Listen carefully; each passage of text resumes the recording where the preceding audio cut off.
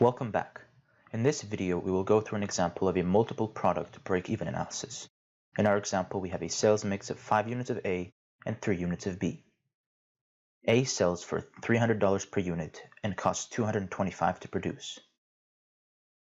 B sells for $500 per unit and costs $350 to produce.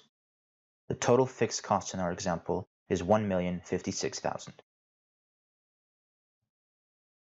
Let's begin this question as you would for a single product situation by finding the contribution margin for each of the two products, which is 75 per unit for A and 150 per unit for B.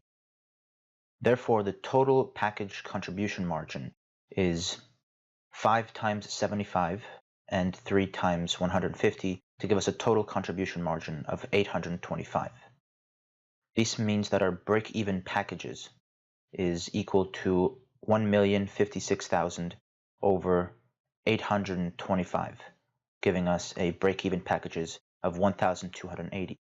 This means that we need to sell 6,400 units of A and an additional 3,840 units of B in order to break even. We can also use this information to determine the break-even sales by first determining the total price of the package.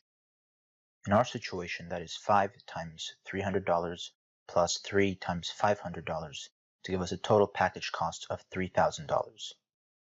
This means that our contribution margin ratio is 825 over 3,000, giving us a ratio of 0.275.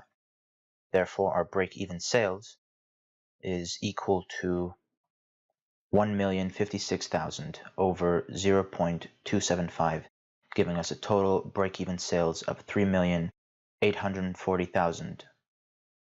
Let's see if our estimates were correct by checking what would happen if we sell 6,400 units of A at $300 each, as well as 3,840 units of B at $500 each.